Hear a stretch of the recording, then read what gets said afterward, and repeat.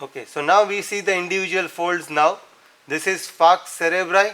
As I said, it is sickle shaped, having upper fixed margin, lower free margin, and merging with the upper surface of the tentorium cerebelli. In the upper part, this is the inner aspect of the vault of the skull, so it is bilipped. So it is attached onto the two lips of the inner aspect of the mid sagittal sulcus. It is sickle shaped, upper margin, lower margin, and extends from the crista galli to tentorium cerebelli. Which are the sinuses present there? They are the superior sagittal sinus, inferior sagittal sinus, and the straight sinus. So as you can see, this bluish darkish discoloration, you can see this is the bluish part, as you can see here. So in the upper margin of the falx cerebri, there is presence of superior sagittal sinus. Similarly, in the inner free margin, lower free margin of the falx cerebri, you can see a bluish discoloration here. That is nothing but the inferior sagittal sinus. And here, where the falx cerebri is merging with the or attaching with the upper surface of the tentorium cerebelli, you can see this darkish discoloration with slightly bluish discoloration. That is the straight sinus. So these are the three sinuses present in the falx cerebri. Now this is, we have removed the falx cerebri completely so that we can see the entire tentorium cerebelli. This part is the tentorium cerebelli. Right, this is the tentorium cerebelli. It has got a upper, you can see, free margin, which is forming a notch here. This is U-shaped notch formed by the free margin, and the free ends of the free margin are attaching onto the anterior clinoid process. So this notch is called as the tentorial notch, and the other end we have got the attached margin over this entire part. Now how this attached margin is attached, I have shown it in the another diagram.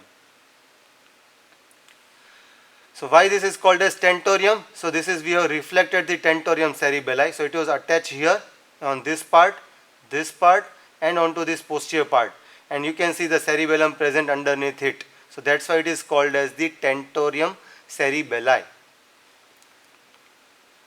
So this is the attached part, attached margin of the tentorium cerebelli.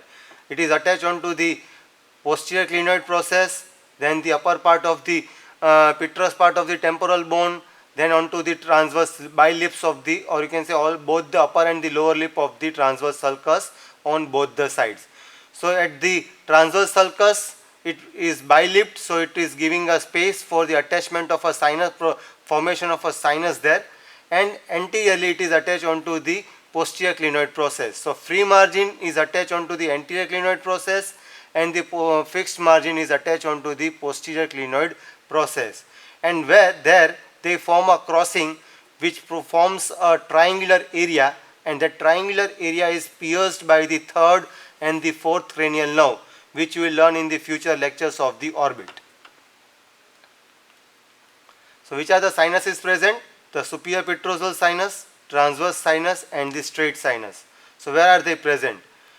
On this attached here part, the superior upper margin of the petrous part of the temporal bone, here we have got the superior petrosal sinus, and along this attached margin here, along the transverse sulcus, between the two lips of the transverse sulcus, we have got the transverse sinus. So these are the two major sinuses, and here this, you can see the bilips here, two margin lips of the folds of the falx cerebri, where it is attaching with the straight sinus. So this part is the straight sinus.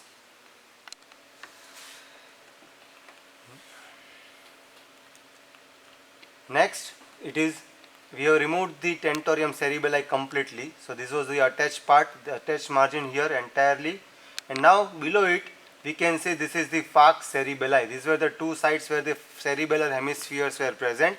So this is the falx cerebelli. It is also sickle shaped.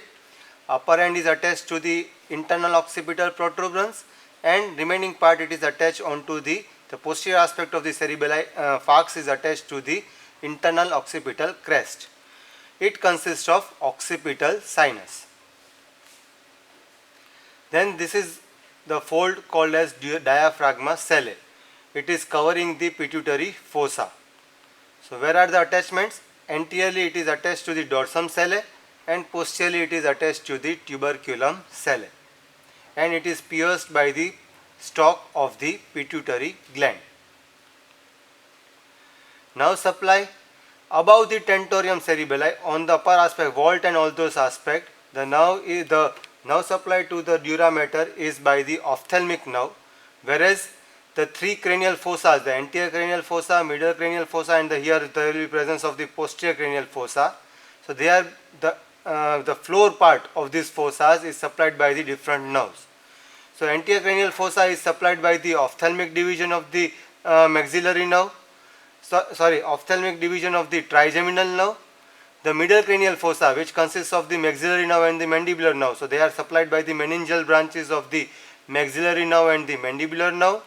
And the posterior cranial fossa is mainly supplied by the cervical nerves, mainly C1, C2 and C3, the meningeal branches of the cervical nerves and the meningeal branches of the vagus nerve also. Coming to the blood supply, the inner layer is very much fibrous and that's why there is less blood supply there. The outer layer in the anterior cranial fossa is supplied by the branches of the ophthalmic and the middle meningeal arteries. The branches of the ophthalmic, the anterior ethmoidal artery and the posterior ethmoidal artery also supplies the anterior cranial fossa. The middle cranial fossa is supplied by the branches of the meningeal and the accessory meningeal arteries. It is also supplied by the meningeal branches direct from the internal carotid artery. And the posterior cranial fossa is supplied by the meningeal branches of the vertebral and the occipital artery. So that is about the blood supply. Now here we need to remember this important difference between the two types of hemorrhages which are possible. One is the epidural hemorrhage, that is the hemorrhage or bleeding within the between the skull and the endosteal layer of the dura mater, and the subdural hemorrhage which is present between the meningeal layer of the dura mater and the arachnoid mater, that is in the subdural space. So major differences are that the epidural hemorrhage is arterial whereas subdural is venous. There will be delayed cerebral compression in case of epidural hemorrhage. So a patient becomes unconscious, then becomes conscious, and then when the cerebral compression starts late, the patient again becomes unconscious and most often they may die. Whereas in case of subdural hemorrhage, the cerebral compression is early. There will be no blood in the CSF in case of epidural hemorrhage, and there will be presence of the blood in the CSF in case of subdural hemorrhage. So this is all about the dura mater. Now in the next segment we will be learning about the dural venous sinuses.